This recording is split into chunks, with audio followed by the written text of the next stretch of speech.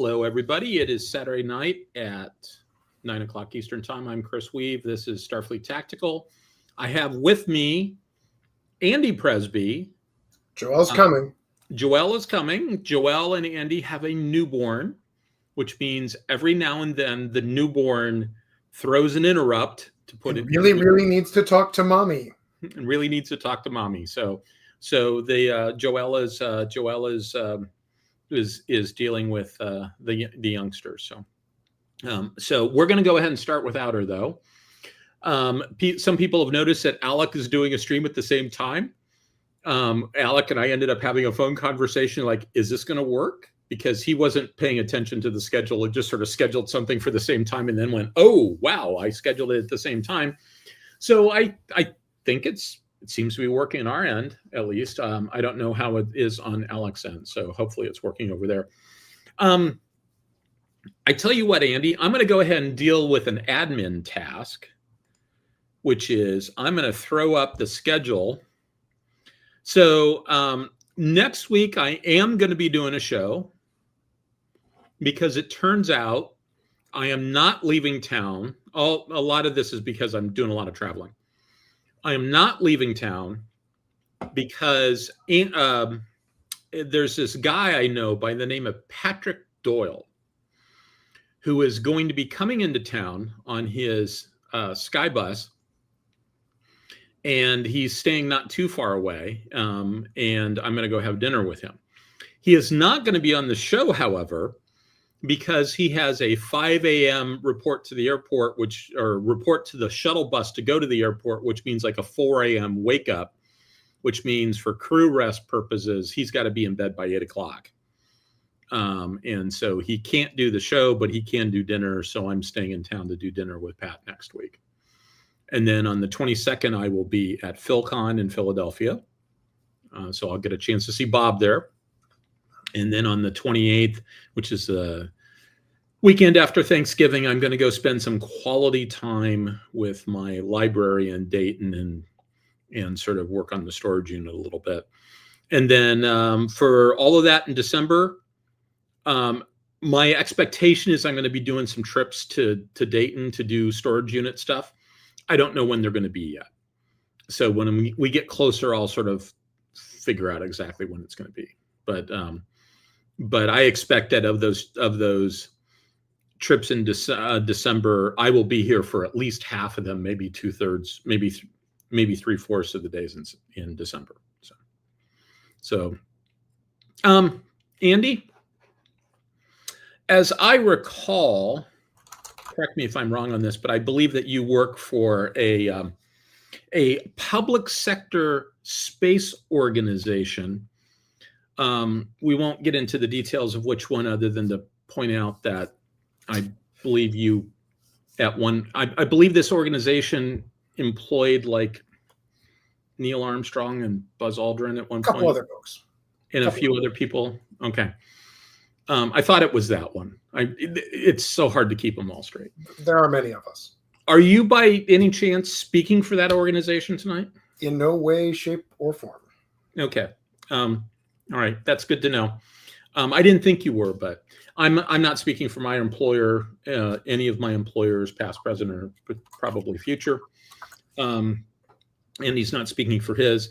Joelle is Joelle's employer, so Joelle, she is sort of speaking for herself, just for the record. Yeah, so she will speak for herself when she arrives, but the rest of us are not. To the extent that I help Joelle with her books, I guess I'm kind of speaking for her, but really, she can speak for herself on this one. Okay. So I was going to wait until you're both here, but let's go ahead and do a little bit of the background stuff, and then when she gets here, we'll sort of focus on the universe stuff. So Joelle, of course, has an undergraduate degree in mathematics. Truth. A graduate degree in mathematics, applied mathematics. Yeah, applied mathematics in the form of operations research. Yes.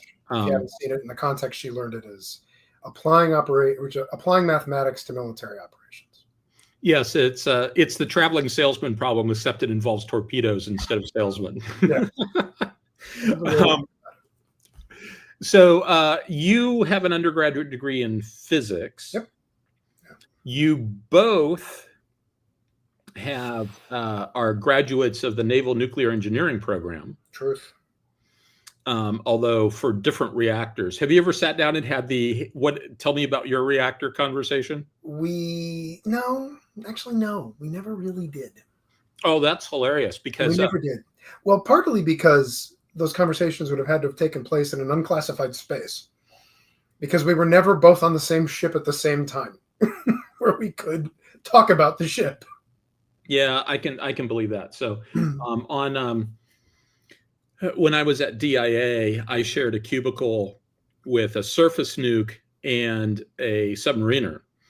And so I got to learn an awful lot about nuclear reactors because we're in a top secret skiff.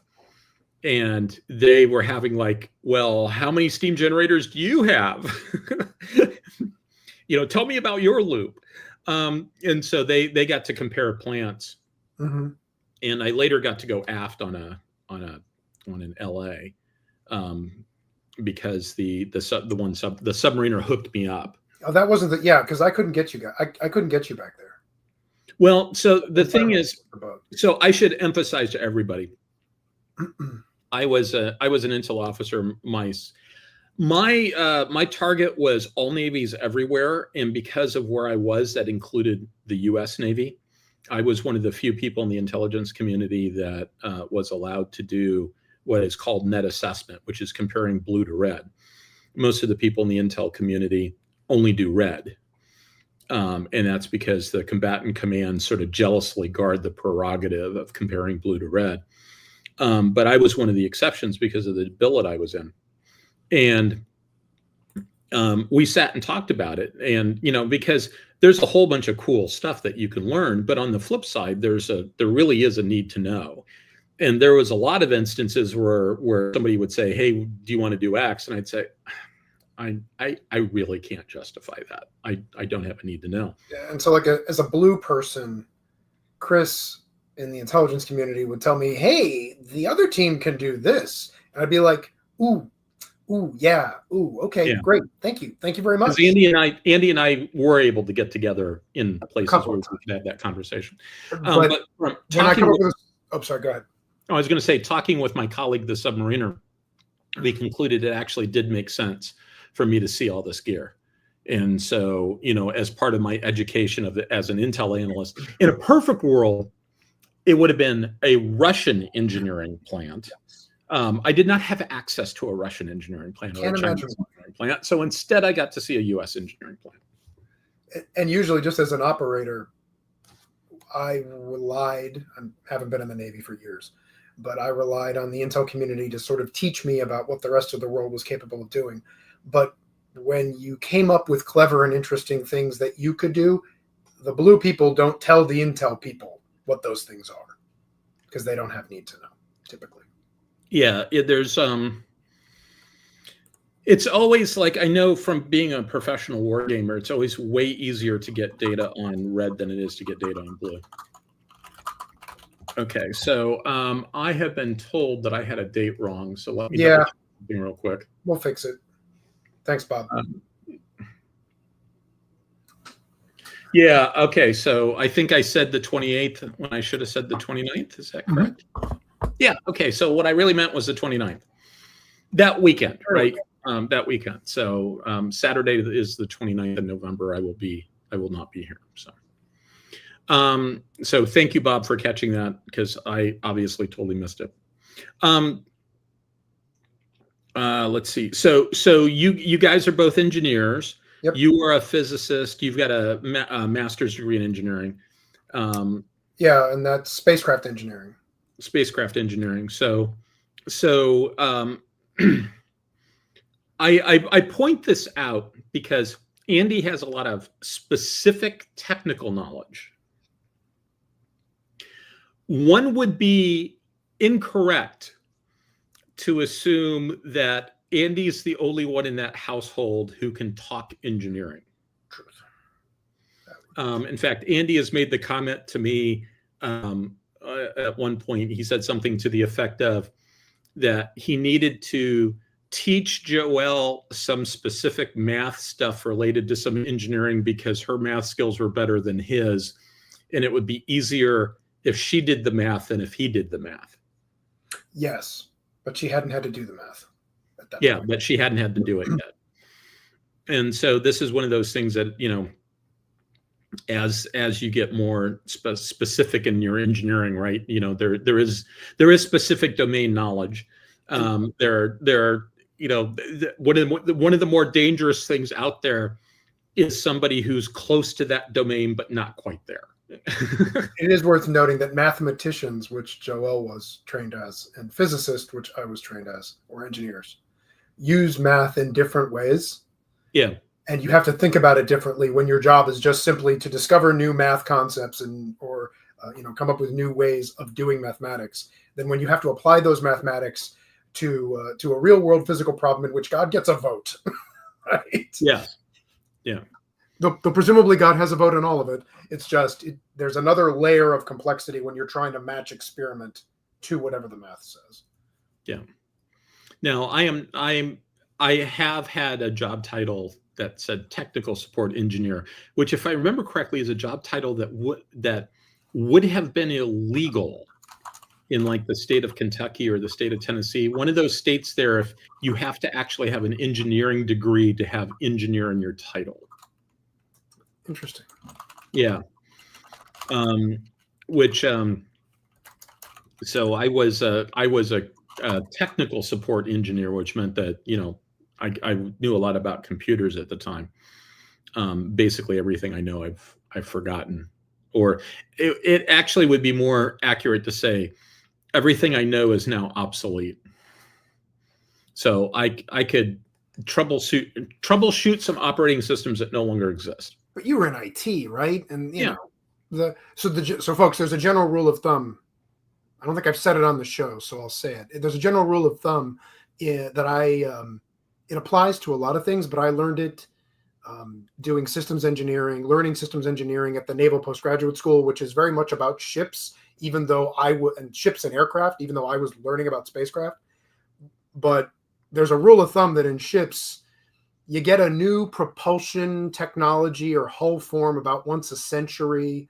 You get a new weapon system or payload about once every 25 years.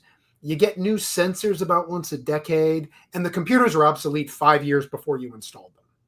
Yeah, there's a lot. Oh, wait. I think I hear someone coming down the stairs. All right. As she's coming down the stairs, I'm going to point out some of you who are looking over my shoulder. You get 3 Presbys today. There's my wife, here's Joelle, and here's Presby Hull 3. Hello. Hi there. Hey, buddy. Okay, buddy, that's Chris Weuve, and that's StreamYards. Say hi.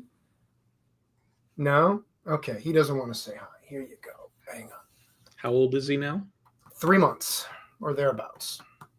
On the order of he's on the order of a quarter old. Well, I was just about to say, for those of you looking over my shoulder and saying, hey, I think there's something different back there, you are correct. Those bookcases behind me are now 1.5 inches in that direction from where they were this morning when I woke up.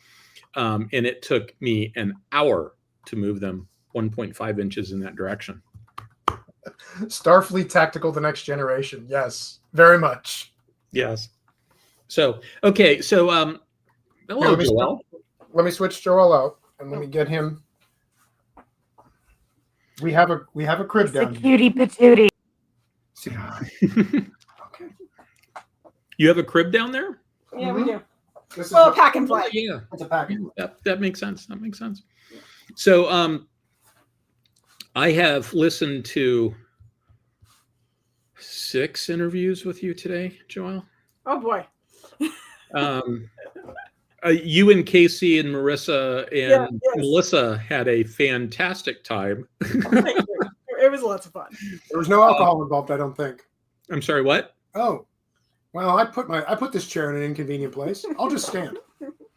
There was no alcohol involved, I don't think. So, but I listened to lots of interviews and stuff like that, and heard about a few things like I hadn't heard about the Valkyrie project, and there was a few things here and there that I didn't know about. Yeah.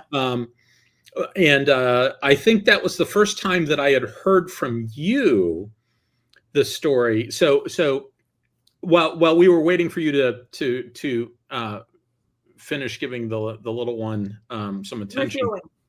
I'm sorry, what? Refueling. We were Refueling. Presby Hall 3. So Andy and I were talking about background and stuff like that, and one of the things that I pointed out was that you both have engineering degrees, you're a math major, et cetera, et cetera.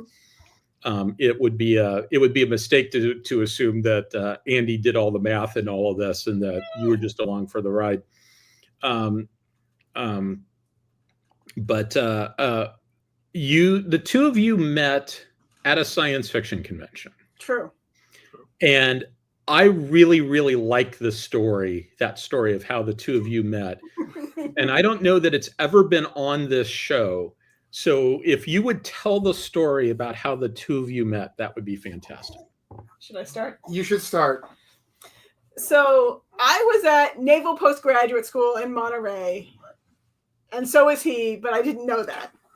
I had gone to Naval Postgraduate School immediately following graduating from the Naval Academy, which meant I had very few vacation days accumulated. For people who are in the military, there's leave and liberty. For people who are not, the military has labels for everything. And so if you go home for the day, you are officially on liberty. And if you are taking a vacation day, you're taking leave if you are leaving a certain area. And so your paid time off, if you will, you only have so much of it and you earn it month by month. And if you are, say, undergrad math major now doing an applied math master's degree, you will, of course, have calculated, looking forward to Thanksgiving break, how many days you're going to have available for leave, and seeing how long classes are off for the Christmas break that they call holiday break. And figured out that if you want to go, say, to Ohio from California, you'll be leaving the Liberty area and have to take leave if you don't want to be sad and alone in your rented little house over Christmas. And so I was not going to have enough days for both Thanksgiving weekend and the whole Christmas period. And so I decided I would stay within the Liberty region for Thanksgiving. Go on, Chris. I was going to say that you mentioned something that's important for the civilians to understand. Doesn't matter that it's the weekend. You're still taking leave. Right. Yeah, all days count. However, there are a lot of very senior people who attend class for Naval Postgraduate School. And so it has the biggest range of where you're allowed to be while you're on liberty and not leaving the area that I have ever heard of before or since, which is the entire state of California. And parts of Nevada. And parts of Nevada, specifically including Las Vegas. Yeah, usually it's like 50 miles. Right. And it's worth noting, folks, this is like 20 years ago. It might be different. It could have changed. Yeah. There's this publisher called Baen Books that I liked a lot of their books. And they had a website called Baen.com with a web board where people talked to each other about things like science fiction conventions, to which I had never attended. However, there was going to be a science fiction convention in the state of California over Thanksgiving weekend. And I had a buddy from the Naval Academy whose family lived in the same city, LA, of where this convention was. So my plan was I would go to my buddy's parents' house for Thanksgiving, meet up with strangers I had never met before from the internet for second Thanksgiving dinner, because why not? And then go with strangers to science fiction convention. And the whole time I was going to have my buddy's dad, and he owned a construction company, and his workers on speed dial to come rescue me if somebody tried to steal my kidney. So this was my grand plan. When I say operations research, she had a plan. And I'll notice when she says LA, what she means is Burbank. And I'll point out, I did not try to steal any kidneys. So, if I remember right, the dad lived in in a very wealthy part of LA. I think it might Right, be. right. But LozCon itself is in Burbank. Yeah. Okay, so you decide that you're gonna that the best thing that you can do is go to a science fiction convention with a bunch of people you've never met before. Well, I met them on the internet. On the internet, okay. But they could have been cats, you know. They could have been cats. They could have been cats. And so I've had Thanksgiving 1 with my friend's family, and then I've had Thanksgiving dinner 2 with 4 of the internet people. And then the next day, Friday morning, the LostCon kicks off, and I go and I get my badge, and I meet people at the hotel restaurant, and they have like gotten an entire row of little booth tables all claimed. I think it was 14 people. It was 14 people. And Ray Chatterjee, who was one of the 4 that I had Thanksgiving dinner with, was holding forth and invites me immediately into the group and sends off 2 minions to go find the one other person at the convention that they know of who is affiliated with the Navy. That'd be me. And they bring him back to me like they're bringing a kitty, like as if they're kind of like holding him by his neck. Like a cat bringing a mouse. No, it was like a cat bringing a mouse course. And they're acting like they are bringing me this great gift. Meanwhile, they do not know that I have recently graduated from the United States Naval Academy, and I am a newly commissioned ensign, which is the very bottom of the barrel, only barely an officer, and all the enlisted also look down on you because they know you know nothing. And that at the Naval Academy, there are kind and nice senior officers who pat you on the head and encourage you in the way you should go. And those people are called captains and admiral. They're the senior ones. And then there are people who torture you and make your life miserable because the captain and the admiral whispered something in their ear, and they are called lieutenant. And so they're being all formal, and they say, Ensign Joelle Mann, here's Lieutenant Andy Presby, and they expect me to be happy about this. I have come here for vacation, and there is a lieutenant among them, and they did not warn me. What's worse, he was a submarine lieutenant. Ooh, yes. So at that point, there were no women in submarines. And I had been commissioned as part of the group of people who was going to go to nuclear power school, where all the submarine officers go, and then go to a carrier afterwards, a nuclear carrier, if I passed. And so I had attended events that were combined surface Navy nuclear track and also submarine officers. And the nickname at the Naval Academy for the midshipmen who were hoping to become submarine officers on commissioning was the Woman Haters Club. I was a woman. So I kind of expected that he would immediately not like me. The opposite was, in fact, the case. Just for the record. So how did that turn out in the end? So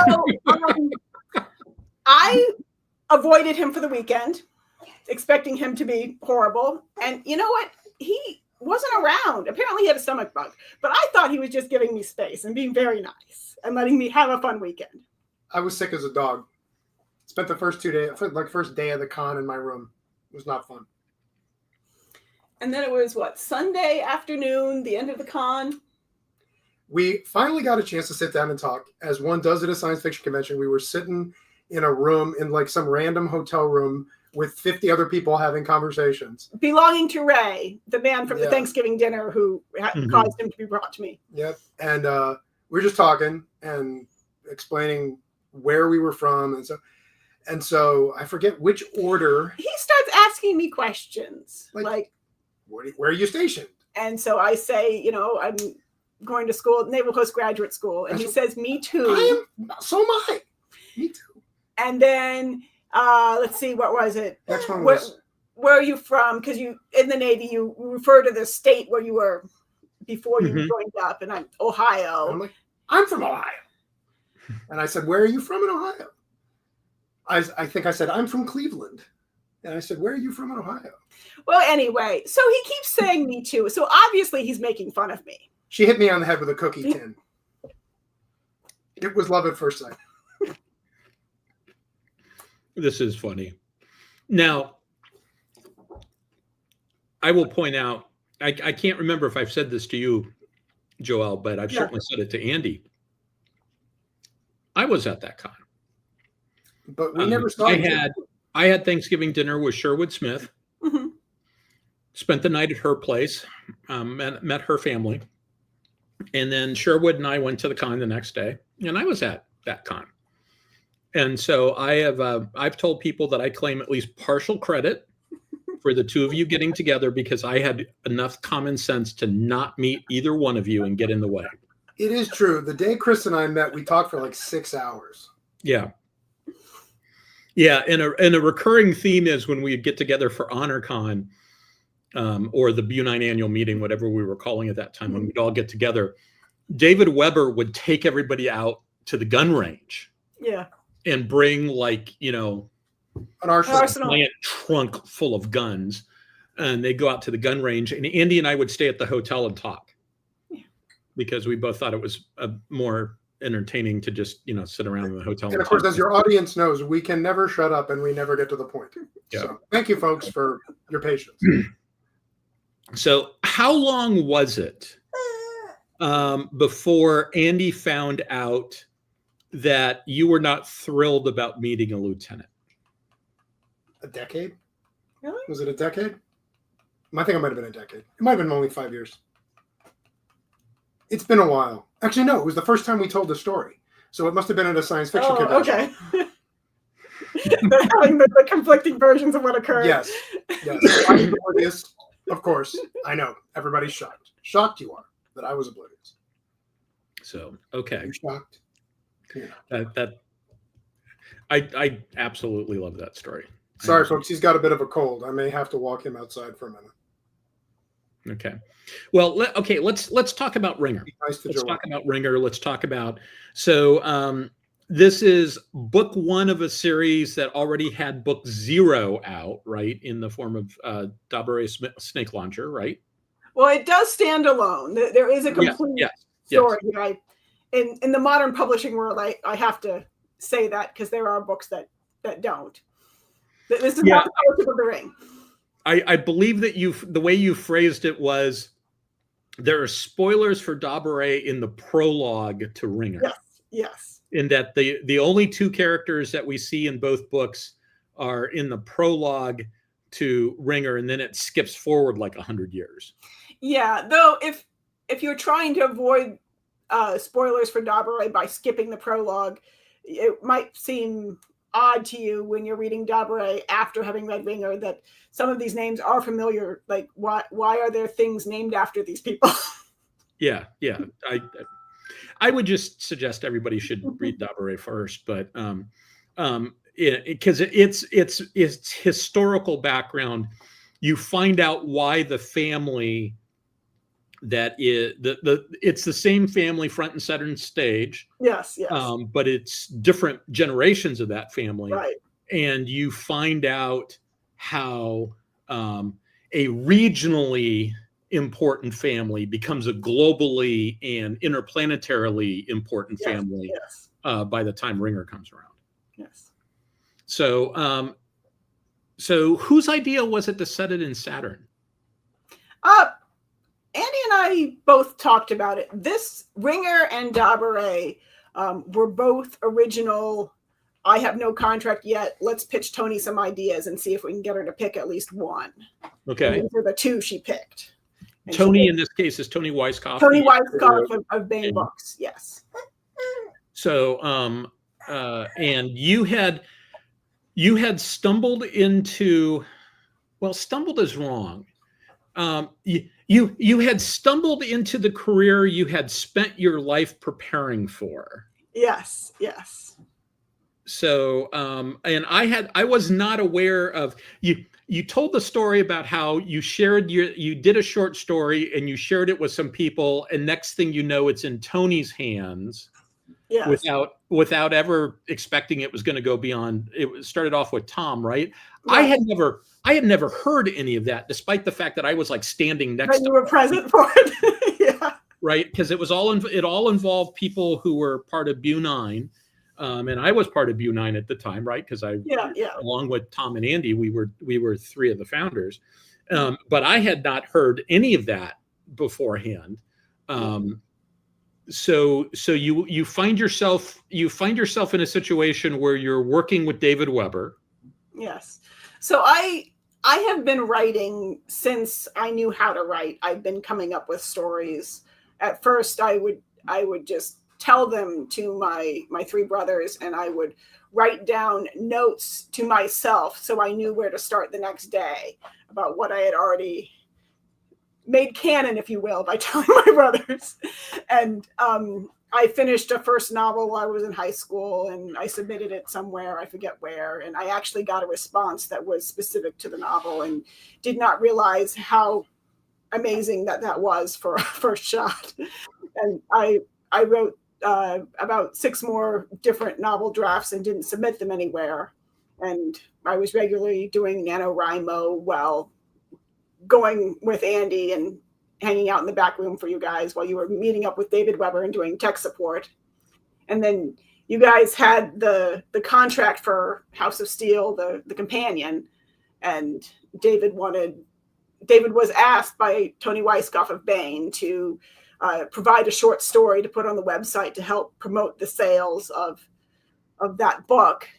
And he turned over a question to BuNine, hey, does anybody want to write me a short story? Because I've got a zillion things to write, and the next one's due in 2 weeks, and I need to produce a novel every 30 seconds or so. Time to write a short story. And so I wrote a in-universe Honorverse short story, and I gave it to David's then assistant, Gina. And I think the order was, no, I gave it to Tom. Tom gave it to Gina. Gina gave it to Sharon, David's wife. Sharon gave it to David. David gave it to Tony Weisskopf. And that's when I found out that Tom had given it to anyone. Yeah, when you got an offer to publish it. It's worth noting also, you did tell him that you kind of stepped in to the companion as well, right? Well, she didn't mention that. The part about the story that I like is she was a consultant at the time, and I just got my XO tour in the Navy, and so that tour was proving pretty challenging. There was a lot to do. I was the executive officer of a training facility, and there was a lot of work, and I was working long hours, and so she was worried that I wasn't going to be able to meet all my commitments on the companion, so she took them over for me. Yes, and so this was a very SWO thing to do, very much of a surface warfare officer thing to do, and that I was the copy editor for the companion, and I had absolutely only the vaguest idea that I knew that you were doing some stuff with it, but I didn't realize that basically you had picked up Andy's pack and had slung it over your own shoulder and were doing all that stuff, and that all that stuff was because I was getting everything through Tom. Mm-hmm. And so Tom knew all this stuff, but Tom didn't tell me that this was all that you had felt like you had to sort of take that over. And if somebody had come to me and said, hey, Andy's gotten really busy, we would have just sort of reallocated stuff. I was very appreciative. Tom and I were both very appreciative over the fact that you jumped on that grenade. But there was no assumption on our part that because Andy made a commitment that meant that you had to meet it. Well, we went from a 36 to 40-hour-a-week job to a Navy 80-hour-a-week job, and maybe should have been 120-hour-a-week. Yeah. And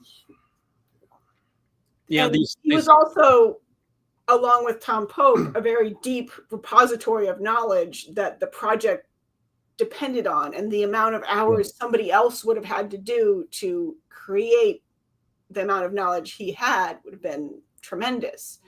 And I didn't have to do the grunt research to build the amount of knowledge he had. I just had to log in and see that people had asked Andy an urgent question and ask him over dinner, hey, what's the answer to this? Transcribe it and send it to them, and periodically check in with people. Hey, you said you were going to do this by this time. I don't see anything populated. Were you stuck on something? And then usually the answer was yes. And then poke Andy to find out what the answer was to help them be not stuck.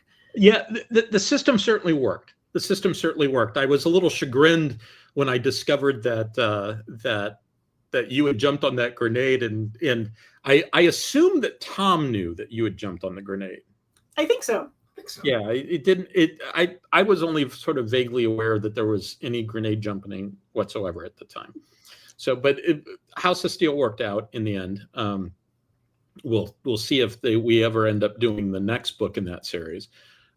We've talked about it. We've got something that's, I think Tom's estimate was we're at like the 70 or 80% level for the next one. Things have gotten complicated with just sort of where BuNine is as an organization, and the fact that there was some unpleasantness with a member that involved, I'm trying to remember the exact number, $16,000. Some money. 13, 16, something like that. So basically a whole bunch of people did a whole bunch of work and they didn't get paid because somebody stole all our money. So, which was not fun. But maybe someday we'll get a chance to finish that series, because I'd really like, we had plans for 3 books and I'd really like to be able to do the other ones. I told Tom that I would be happy to copy edit the next 2. It's worth noting that writing the companion or doing the technical sort of backstory and world building that I did for David Weber is very, very different than the work that we did on Ringer, because David, when Joel and I got to the Honorverse, it was 20 years old. The technical canon, the backstory, that had all been established. It was set. Ringer, the world building, and Dabare, the world building we did together, sui generis, except for real world physics and like geography and stuff. So that was a very different proposition. It was going back with David, it was going back and explaining what this word meant and maybe deepening that. With Ringer and Dabare, with our series, it's no, let's pretend we're going into the future and figure out what it's going to look like and make it interesting and fun. With a particular set of constraints. And one of the things, having talked with both of you over the years, I've spent a lot of time talking with Andy about this, especially. But having talked with both of you over the years about this, I think one of the things that I certainly like about both books is I know how much engineering and math there is behind those books. And anybody who sort of understands sort of how some of that stuff works will detect that. But at no point did calculus appear on the pages, which is good. Thank you for not doing it. There's an awful lot of engineering there, but you don't need to. It's not like I heard you say in an interview, Joelle, that you hesitate to call it hard science fiction because that has it scares some people. It scares some people. It's going to be hard to read. Yes, and I think the characters are going to be hard to identify or understand. And I'm kicking myself because I thought of the term to call it. My usual line is I call it easy and fun science fiction. Yes, well, it is easy and fun. But the thing is that it's not easy and fun in the same way that Star Wars is, right? True. In Star Wars, if they need to, they just make up something new. Yeah, it's not science fantasy. I won't let us do that. Yeah, and so that's not where you guys are. The station that we see in Ringer is a Kalpana design station. Yes. Which is a real station design. Right. That an was advancement of an O'Neill cylinder. Yeah, and you can go and look. The guy who wrote the papers on it is called Al Globus. Yep. You should look for the one that has the word revisited in the title. It's Kalpana. Kalpana Revisited, because at some point he realized that he had gotten some of the math wrong, and so he did a revised version of the paper. And one of the things about that station that makes it kind of cool is you don't need any exotic materials to build it. From a material science standpoint, we could build this thing tomorrow. Now, from a lift standpoint, the thing weighs several, like the thing weighs 10 million tons or something. It would yes. hard. It would be hard. It would be hard. But I mean, but you don't need unobtainium to build the structural members to keep it from falling apart. Which and they calculated something that was designed to be basically the biggest thing that you could build, and still have it rotate to provide 1G of fake gravity, without it just falling apart. Yeah, and there's going to be Joel's publisher is going to have. I did a short article for them on some of the science underlying Kalpana 1, or we called it Chawa. This one is named after Dr. Kalpana Chawa. And so was the original concept. We just called it Chawa. We used her other name. Dr. Chawa was one of the astronauts who died on Columbia. She was the first Indian astronaut. And I believe she died a week after she made new discoveries about fire. So we've been using fire for like 100,000 years. And at least this lady made a new discovery about how fire works. And to be clear, in lab space, not as part of the disaster. Right, not as part of nothing that happened to Columbia, but that was one of her experiments were in combustion. The little chambers they had on Columbia, and she did some work on that. So, do you want to go to Tommy? I do. Okay, go ahead. But I think you should. We'll talk. You should mention November 11th, your article with links. We'll do. So sorry, guys. Our keen auditory sensors detect that our son needs to see mom again. He's with grandma right now, but that's not working apparently for him. So that article is going to come out, I think, November 11th. I think it's going to drop in 3 days. I'll throw a link in the comments when it comes out. There's a lot of references in there, including the paper Chris cited. Mm-hmm. So if you want to go learn more about this stuff, the better. So Joel calls it easy and fun science fiction. I call it dropping in on your great grandkids. Like, that's the sort of feel I want to have. I want to be like, I'm going to close my eyes and I want the reader to be able to imagine, hey, maybe this is how my ancestors are going to live, or this is how my descendants are going to live. Oh, and I want it to not entirely suck and be entirely dystopian. That's the other little piece. Joelle and I are both very big on trying to provide realistic, hopeful futures. I like mid-flight refueling break, definitely. In this case, though, he probably needs somebody besides grandma to rock him to sleep. So, let's see. There was some other question I was going to ask you or Joe. So, the book is out. Yep, the book was out as of the 4th. So, has there more work been done on this universe? Do we know what the next looks like? So one of the things you guys asked where the idea came from, and Joel kind of told you sort of her part of it. Yeah. For me, NASA and the European Space Agency and the Italian Space Agency sent a probe to Saturn. It was the Cassini-Huygens mission. It ended in 2017, but it sent an enormous, ridiculous number of gorgeous pictures of Saturn. And so my modus operandi has been since like college. NASA would send a big probe to a planet. I would go read all the papers. I would fall in love with that planet. In college, it was the Galileo probe. The planet was Jupiter. And I had a bunch of science fiction story ideas in the 90s about Jupiter. And then fast forward 20 years, and the Cassini probe comes back, and there's all these gorgeous images of the rings. And I started reading about the rings and learning about the rings and figuring out how they worked.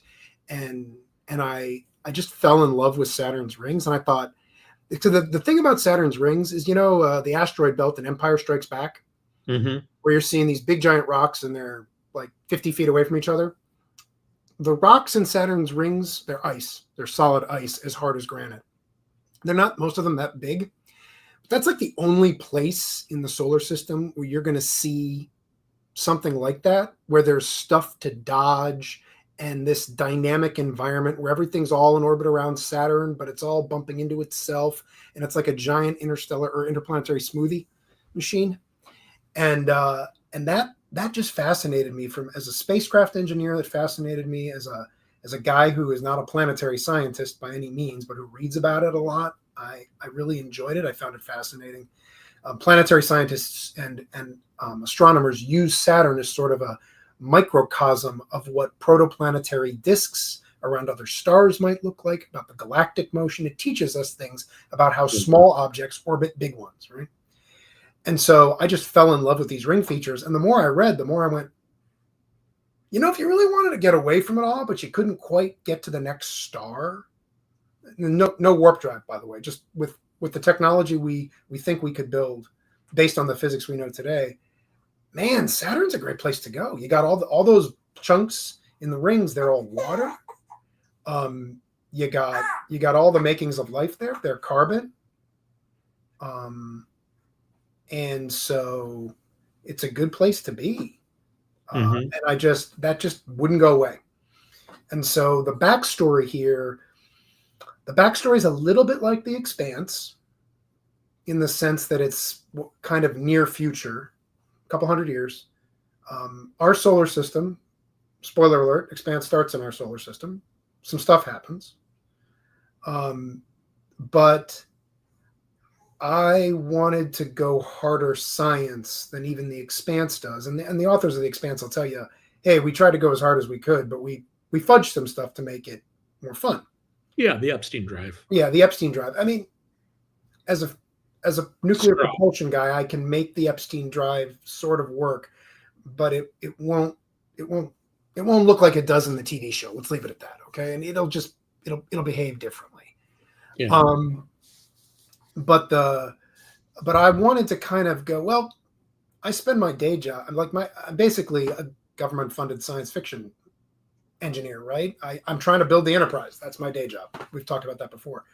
And so I wanted to say, well, okay, let's do near future solar system science fiction and do a setting where you've got human beings living in a whole bunch of different places. And let's do it with the propulsion and power and space technology that I actually think that let's see what it looks like if it's realistic. And if it's, you're not getting to Mars in 2 weeks. Sorry. Like that probably isn't happening. You're probably not going to have like 3 guys just hopping in their spaceship and going out to Jupiter. The spaceship, the spaceship that you can build that could do that is going to be something more like a super tanker, right? It's going to be big. It's going to be a large capital investment.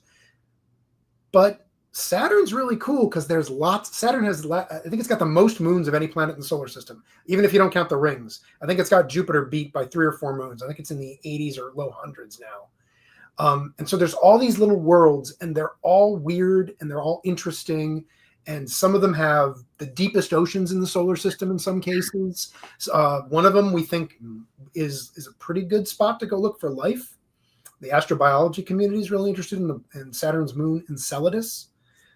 Titan is the biggest moon in the solar system, and it's full of hydrocarbons. Just randomly, there's an oil dump in the middle of Titan. It's not really oil.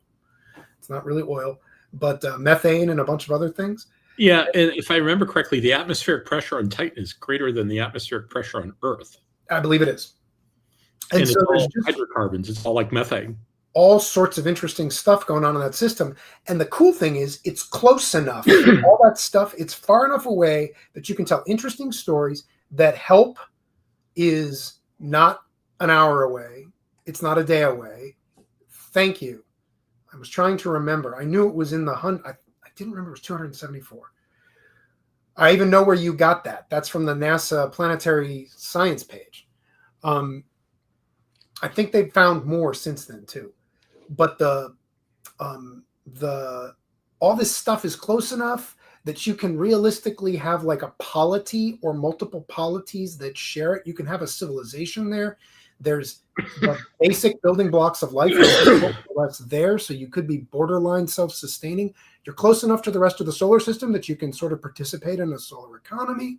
There's a lot of stuff you could do in this setting. Right now, Chris, that exists, to answer your question most directly, that exists only in background right now.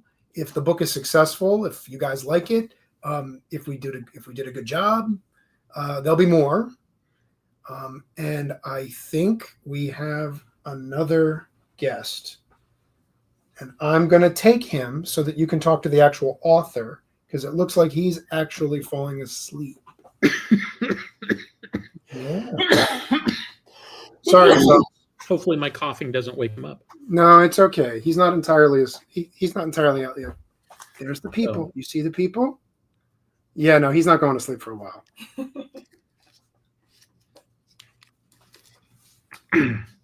Bob asked for a link to the book in the chat. Let's see. Unless Lissa is jumping on that grenade, I will. Lissa has her camera off, so I can't tell if she's there or not. So I will find. I'm always here lurking. Yeah. All right. If you can. Excuse me. If you can throw up the Amazon link, that would be great. So we were. So my guess is you were actually listening to all of that, weren't you? I was, but I was a little bit a distance in case he started yelling again. Okay. I could see the reflections of, I could see that there was movement because it was reflecting off the Deep Space Nine poster. And so I figured that you were probably over like in the other room, sort of vaguely near the door. Yeah. So, okay. Well, that's good. Let's see. So it is now, the link is now in there. And Andy was just explaining, as you well know, about how that you've got a lot of background stuff, and it's a very interesting situation there. Andy and I have spent a little bit of time talking about what a solar economy would look like, because that hydrocarbon thing on Titan is a much bigger deal than people might be aware of, because like on the moon,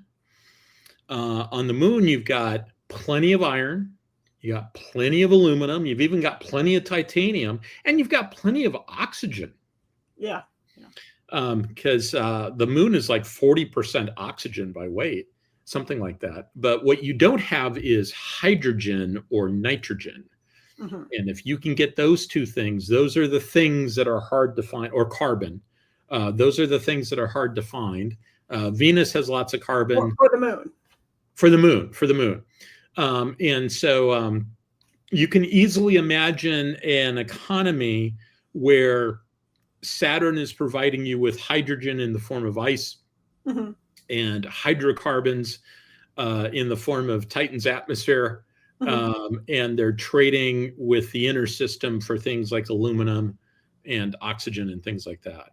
Yeah, metals in general are possibly hard to find in the greater Saturn metropolis, if you will. And people might think, but isn't Saturn a long distance away from the moon? And the answer is, the right way to think about that is the amount of energy you need to get there, not necessarily in terms of miles. Mm-hmm. And in terms of the amount of energy you need to get there, the moon is closer to Saturn than Earth is to the moon. And also, if you think of Saturn as the Saudi Arabia of the solar system, you might realize that energy might not be as big of an issue for Saturn owners than other areas. But we're not going to tell you more about that until you buy later books. Yes. So, which I would like to do. I'd like to pre-order them today, but I cannot.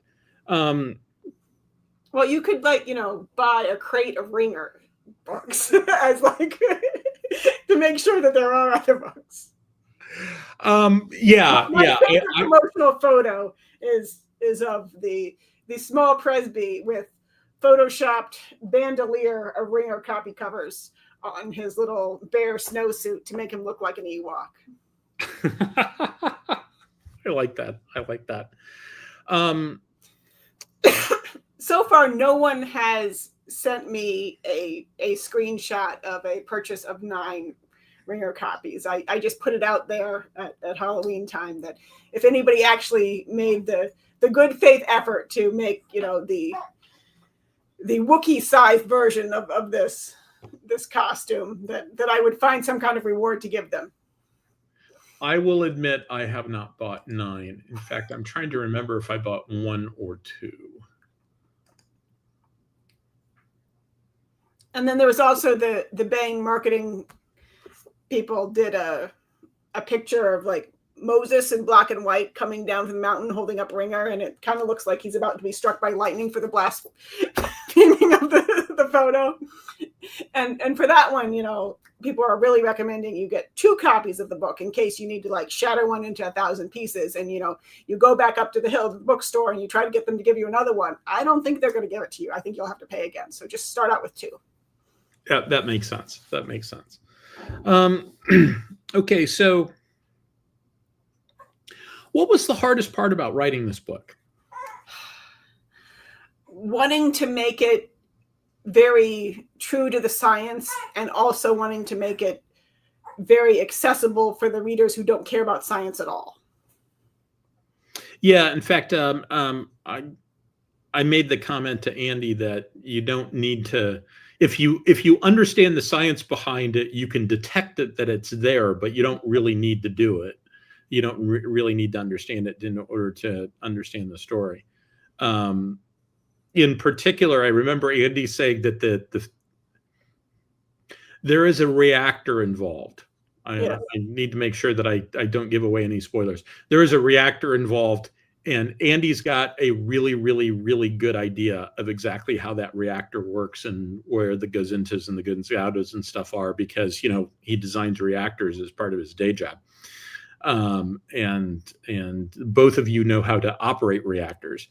And so that I know how to operate 2 kinds of reactors. I don't have the level of depth of reactor knowledge that Andy does. It's also worth noting that the kinds of reactors we learned to operate in the Navy, we're doing different stuff in space. Yeah. I'm being a little vague, at least partially on purpose. Well, we don't want spoilers. No, to avoid spoilers. It's like I have a regular driver's license and Andy has a commercial driver's license and also helps design engines. It's also worth noting I'm a project manager for my organization. I lead teams of people much smarter than me who do some of this stuff for the day job. But I've also been interested in advanced propulsion and power systems in space for my entire life. So even in college, I was, everybody else was having fun. Lots of times I was kind of sitting in the library reading papers. Like Scotty in the original series, he's got to read his technical journals. I was literally that guy in college. Yeah. Imagine my surprise. I know. Everybody's shocked. You're all shocked. Hey, I reproduced. Proof. So where are the girls right now? Asleep. They okay, good. We think. Maybe. I'm actually. I was just a little bit surprised that one of them hadn't wandered down to join the party. Well, we've got Grandma on. They have to pass Grandma to get to us. Okay. And part of getting this part of the house finished was that we have an entire floor between the older children's sleeping places and us podcasting here. And a door.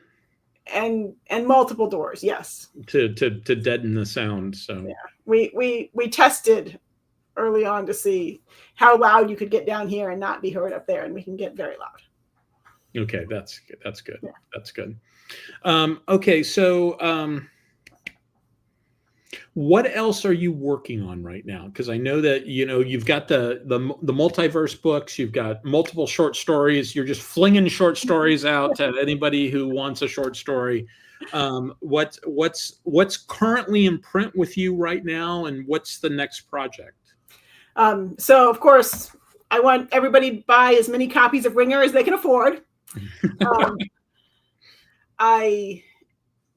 In July, there was a short story that was an anthology that Jason Cordova was the editor for, and I'm not remembering the title of the anthology. That's also in the Dabare universe. Yeah, I remember you said that. It's like, oh, there was a short story involving like I can't. It was not a direct character, right? It no, was like it's not a character you will have met before. That short story has no spoilers for anything. Yes. In fact, if I didn't tell you it was the same universe, you would only know that it was also science fiction. Okay. So there's about a quarter of a novel that is more directly connected to that short story than to the other novels that are out right now, to kind of keep my options open as I wait to see, what people want to buy. David has in his hands the next multiverse collaboration novel from me. There are 2 more short stories not yet in print. Well, they're only short stories in a David Weber world, but they're like novellas for for the official category that I've written or I'm in the process of editing. One that's another Honorverse story, and one that's in the Norfresa high fantasy Weber world. Okay, so I've got a novel in progress, and I've got 2 more shorter pieces coming out in the next year or 2. And then, so you've got a lot of irons in the fire, especially for somebody with a 3-month-old. Yeah. So they're trying to remember which grandmaster of science fiction and fantasy told me this, because it's the kind of thing that gets repeated a lot. But is it Eric Flint? It was David Drake. David Drake told me that when you're writing, you can choose to have less work than you can choose to have no more work than your schedule allows, or you can choose to have as all the opportunities, and you have to pick one. So if you are going with all the opportunities, then you're going to be overworked some of the time. If you're making it so that you only are having a calm, nice schedule, then there's going to be times where you would like to be writing and nobody has given you anything that they'll pay you for. So pick what you're going to do and then don't complain about it, was his final thing. That makes a lot of sense. I regret the fact that I never actually met him in person. I exchanged emails with him. We actually were both graduates of the University of Iowa. Mm-hmm. I found out by reading the afterword to Northworld that we actually shared a professor. Mm-hmm. I had exchanged some emails with him, but I never got the opportunity to actually talk with him. So, because one of the things I always wanted to ask him was, what did he do when the weather was bad? Because he wrote outdoors. Mm-hmm. And there are pictures of him sitting out there with there's snow on the ground, and he's sitting at his computer writing out. He did all of his writing outdoors. Yeah. Which just sort of strikes me as being, what's the word I'm looking for? Insane. But apparently it worked for him. Yeah. And well, David Drake and Eric Flint, I can really believe that they never said no to anything. I do say no to projects, and I have felt like I get to choose for now instead of choosing for always which one I'm going to be doing, if I'm going to make sure that I don't overload myself during a certain period, or if I'm going to try to say yes to everything. The tricky thing about trying to, if you were looking for a sweet spot, is projects fall through. Mm-hmm. And so you're both your vice president of sales and your vice president of production. And so you would think that you'd be able to, both perfect alignment to always have, going out and selling because you've got space coming up and because your novel is coming along faster than you thought. But you can have, all right, we're going to do a trilogy on this, and we've got a verbal promise that the contract's coming any day now, and then it's not there. And so you thought you were, holding other things off because you're going to be doing a novel every 6 months for the next 18 months. And that's, at least for me, a very fast pace. But then they thought that they were going to get a certain amount of money from other sales, and they didn't happen. And so maybe you'll get that trilogy in 2 years, but you don't have it now. Yeah. Yeah. And especially, if somebody wants, like, hey, I want a Joelle Presby novel, Mm-hmm. and that's what you're being asked for, then that's great, because you can write a Joelle Presby novel. But right. if they ask you for something very targeted, and then that falls, if it's a collaboration, yeah. Okay, so yeah, for some reason, and don't ask me to explain why this is the case, but for some reason that made me think of another question that I wanted to ask, which is so you and Andy obviously collaborate with all this stuff, and with many of the things, yes, with many of the things, right? Mm-hmm. And how do you handle the knowledge management aspect of it? I know that you we've talked about how you guys do some of the mapping for various things. I seem to recall a conversation about doing like Google Map overlays for various things in the multiverse. But are you just swapping Word files back and forth? Or the scene in Star Wars where the Millennium Falcon is going through the asteroid belt and constantly. We make it up as we go. Okay. And part of what's going on here, part of my thinking in all of this is that I know that Joelle is an incredibly intelligent person. I'll pay you later. Very, very smart, got her act together, absolutely understands how the world works, makes nothing but good choices. In other words, she's a Mac user. Andy, on the other hand, Andy is not. I can, but I won't. Is he insulting my husband? He is.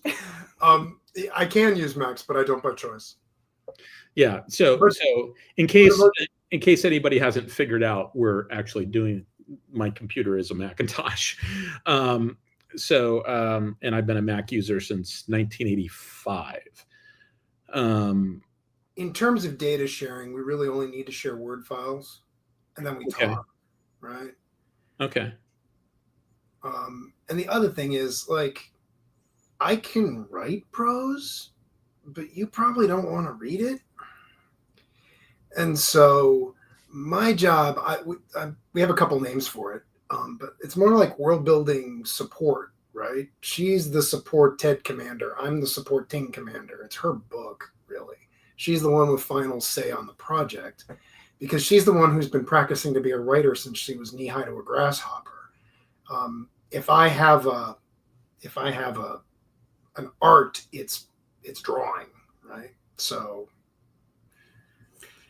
supported commander is an amphibious warfare illusion, just so you know. Yeah. not just amphibious, it's in joint doctrine. all the way up. But what it means is is the lady's in charge, right? Like it's her book. She's the professional writer, right? I can write. I can sketch out how a scene will go and write that out, but from the technical perspective. But mostly we talk a lot when we're writing. Okay. I was just wondering if you'd figured out the magic of how to make Scrivener work and let two people access it, which you don't want to do. No, that's yeah. And we also don't want to bore your audience with the technical details of trying to get Scrivener to work. But suffice it to say, no, we have not done that. I use it. She uses it. But actually, a writer friend of ours, I would use it for writing what they would call a world building Bible. So as writer series get bigger and bigger and bigger, they have to write down all their continuity so they can remind themselves 14 books down the line what they said in book 2 or how something works. But a writer friend, I was trying to write this 100,000 word world building Bible before we wrote the first book. And a writer friend of ours said, no. That's not how that works, Andy. You're going to have to do that after you write the books. Oh, okay. Yeah. So, well, one of the things I like about Scrivener, a quick little Scrivener plug. One of the things I like about Scrivener is, as near as I can tell, you can't break it. Well, you can't break it by no. You can't break it by putting too much stuff in it. You can break it by doing things like accessing it with the wrong computer, but you can't break it by putting too much stuff in it. I have taken the entire Honorverse and dumped it into a single Scrivener file. Photos and videos. And You model file. can't break it with words. And Excel files. Yes. You can't break it with text. Yeah, you can't break it with text. So I did take the entire Honorverse and stuff it into Scrivener specifically because I wanted to be able to do a search across all of the books. One almost thinks that most novelists and Scrivener users don't actually have multi-megabyte Excel spreadsheets that they dump into Scrivener. Yeah, Scrivener is not good for things that aren't text. I love Scrivener, by the way. This is not me lambasting Scrivener. It's fantastic. So after you have broken Scrivener in that way and you want to still continue to use Scrivener to hold things that are not text, what you can do is have Scrivener have a link to a folder in your drive that has your other files that are non-text. That just, you click on that link and it opens that thing up.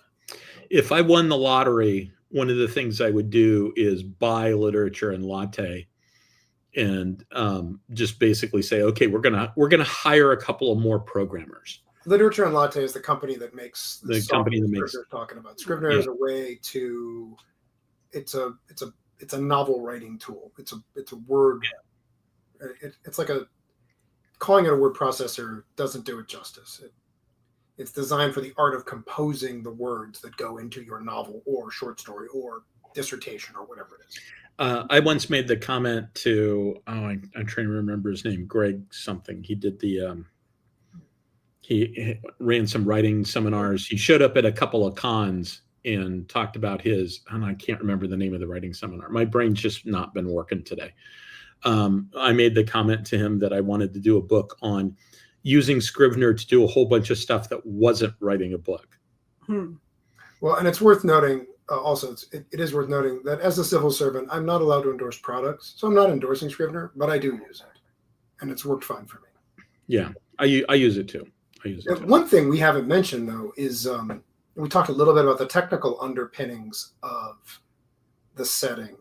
But one of the things that I think we tried to do, just because we both had Navy experience, so we both have experience living in sort of a hostile environment that really kind of wants you dead, and also just kind of thinking about the ways that impacts culture and the ways that impacts the people in the setting. Because the folks that Joelle chose to write, so Dabare is a Fulani word. It's an African language, West African language. She spent the first 12 years of her life roughly in Cameroon in West Africa. And so one of the things that I really enjoy. The Fulani are sort of a Mongol horde at a certain period of their existence. So they're also in East Africa and Northern Africa. Just so you know. They're all over. But there's a multi. I hesitate to call it multiculturalism because that term has become loaded for very many people. But there's a way in which we are trying to go, okay, this family, as Chris said earlier in the stream, this family from Africa that are some of the last oil barons basically on Earth, decide we're going to get into space in a really big way because the oil's not going to be here forever. Let's try to do that right and set the family up to have a good long run, right? And they succeed. And they're not from around here, right? They don't think the way that I, as a middle-class American dude who grew up in Ohio, Joelle's characters don't all think like me. And I really enjoy that. There are people in the setting who think like me, but this family, they're an interesting, we really try to kind of say, okay, let's take some African tribalism and some global conglomerate corporate culture and some aerospace know-how and mix them all up in a blender and see, and oh, by the way, and then put them in an environment that wants to kill them in 30 seconds. And what would that look like? How do you live? What do you think like? Yeah. And so that's I can't do that. That's largely her. Some of their best strengths and their worst weaknesses come from the intersection of all those things hitting each other and then them finding a solution that seems to work, at least initially. Yeah.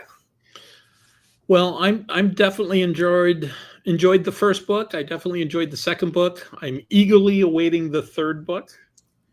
Now it's me. I do have Space Wars in the back of my head. So for Starfleet Tactical folks, don't worry. There are things in the back of my head that if Joelle lets me, it'll all go horribly wrong, and things will explode. Yeah. Andy and I have been talking a little bit about that, about how the technology, some of the implications of the technology, and if you go back to the shows where I talked about, the Battlestar Galactica and how vector movement works and stuff like that. A lot of that is directly irrelevant. So, okay, so we're coming up on the 80 minutes. We should probably think about wrapping this up. I know that your con schedule is somewhat limited these days. So what have you got going on con schedule? Right now, I don't think, well, we've got one, for pity's sake. FedCon. In 2026 in February, in Texas. It's looking like I'm going to be the science guest of honor, I think, if I understand that correctly. I think they've announced that. We're in Texas. Texas is a big place. Yes, Texas is a big place. That's in Austin? I don't remember. I'm sorry, FedCon. I'm very bad at this. I apologize. FENCON.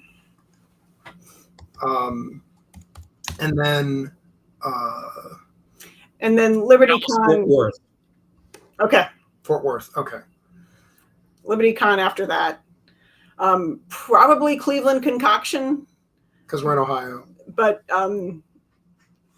we have not made contact with organizers and confirmed. Yeah, as of about 3 days ago, they still didn't have actual con dates up. Yes, but they have posted a new and beautiful logo. Yes, and local con, they get the volunteer support that they get, and we are grateful that they understood. It's really hard to make a hotel reservation if you don't know the dates. That's true. And I intend to do what I did last year. And hey, everybody's invited, right? Come to the con. I'm going to get an extra room for people to hang out in, and Cleveland concoction is usually in March. Yeah. So I think last year it was like the 8th of March or something like that. It was like the first weekend. It's usually like the first or second weekend of March. And so, but we don't know exactly when it's going to be. And if, whenever it happens, I plan on do what I did it with Marcon for a couple of years, and then with Cleveland Concoction last year, getting an extra room, and everybody can just come and show up. And if anybody wants to come, that would be great. Last year, it was a very small crowd. Andy and Joelle were there for a little bit of time. Christy Myers and her husband, Jeff Majewski, came from New York, and Rob Davidoff was there, and Tom Pope and I were there. And there were some other people that were going to come, but they all had to cancel at the last second. So we ended up with a very small crowd, but we had a lot of fun. That was fun. That was a good time. So, folks, the thing I love about Sci-Fi Cons is you can just sort of sit and talk to random people you just met, and you'll probably have something in common. And that's the stuff that I like. That's why I love going to cons.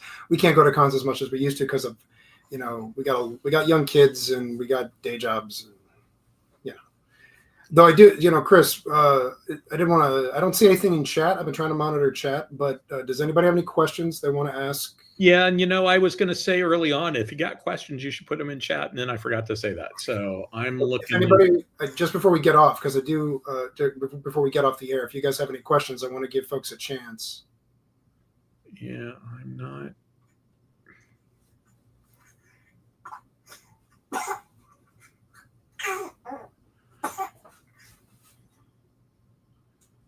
I'm not seeing a whole lot of questions that we haven't already dealt with in one way, shape, or form. Okay, good. So, I already responded to that. No, I haven't. That was something that Lissa just threw up. Bob is going to be at PhilCon. He's going to be doing a panel. I am not on the program at PhilCon this year. Despite the fact that PhilCon is the first con that I went to as a pro, and it's the con where I met both Tom Pope and David Weber. So, but I am just going to go and hang out with the folks that are there, including my buddy Walter Hunt. So we are going to try to do a battleship tour, though, because I've only been on the New Jersey once. So, and it's sort of interesting to go on the battleships of the same class and see how they're different, because they're definitely different. That's true of all Navy ships. My first DDG was USS Porter, DDG 78, and then I did USS O'Kane, DDG 77, and they were different. Like, yeah, shouldn't there be a door there? Oh, it's around the corner. Okay, like the door to the Commodore's stateroom is located in different locations on those two ships, and things like that. So the same thing is true with New Jersey and Wisconsin, specifically when they put in the combat direction center. Combat engagement center is what they called it for the offensive stuff and for Slick 32 and things like that. For the combat engagement center, they took over the flag space, the flag cabin, to turn it into this command and control node. But they did it in different ways on at least those two different ships. I haven't been on the other two, so I don't know what they're like. One of these days. So, all right, let's see. I'm not seeing any other questions. Yeah, Wright points out that Wright points out that he and I did Alabama together. One time when I went down to Eglin Air Force Base, I met up with Wright, and we did Alabama. I've done Massachusetts on several occasions. I haven't been on North Carolina yet. I need to go on North Carolina, and I've at least met the director of the North Carolina Museum. He is a retired Navy captain who was functioning as the Sea Combat Commander on board O'Kane. He was the CO of Desron 1, which is a training Desron, but this was in the weirdness of post 9/11 when we did the rim pack that was sort of a scratch, come as you are rim pack. And they pulled Desron 1 out of San Diego and said, you're going to go to sea and be the Sea Combat Commander, despite the fact you are a non-deploying Desron. Wow. And the Commodore one day, I think it was at dinner that night, was talking about how he had been aboard Walt Dorn's first command. And this is after Dorn had retired as Pac Fleet. And so I went, I know somebody else who was on board Walt Dorn's first command. Somebody who you folks know too. So I sent him an email and said, hey, do you know a Terry Bragg? And he said, yeah. Ask him if he's still involved in involved in dubious deals for shady Venezuelan oil companies. Okay. So the next morning I said, Commodore, I have been instructed to ask you a question. And I said it just like that. And he went, okay, this is going to be good. All right, ask your question. And I phrased the question exactly as I was instructed. And he said, he just started laughing and he said, you've clearly been talking to one of my old shipmates. And I said, yeah, such and such was my ASW mentor. And so everything I know about ASW, I learned from him, or almost everything. So, but now he runs the North Carolina Museum. Hey, Cool. So at some point I want to go down and say, hey, we met for a week 20 years ago. Thought I'd stop by and say hi. Take me with you. So, yeah. So, all right. So let's see. Good. Any last thoughts other than we should buy Ringer? We hope you enjoyed it. We really love writing it. yeah, with kids, you're not allowed to have favorites, but with books, I feel it is appropriate to always love your most recent thing. And this is my current favorite book. Well, it's a pretty good book. One could do much, much worse than that as your favorite book. So it is an excellent book, and I recommend it to everybody. Right. Chris, thank you. Yeah, thanks for having us. We really appreciate it. Thanks for coming on. You are welcome anytime. And Andy at some point needs to come on and do the power systems talk. And at some point, there's a few other things, but we understand that Andy's a little distracted these days, as you both are.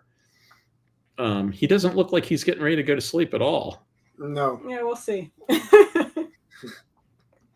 Well, good luck with He that. wants to do another hour. But we'll spare you. He's eating his hands right now. Ah, okay. Well, I'm sure that they're good. I'm sure that they're good. We'll go soon. All right. So with that in mind, you guys don't run away. We're going to go ahead and close out the show, but don't run away. And so with that in mind, once again, as always, I am absolutely stunned that people want to spend their Saturday night listening to me talk. And I know that tonight you were here because you wanted to listen to Andy and Joelle talk, but the other nights apparently you want to listen to me talk. So, and I very much appreciate the fact that people come out on their Saturday night, and I'll keep on doing this as long as people keep showing up. So, with that in mind, thank you very much, everybody, and see you next time.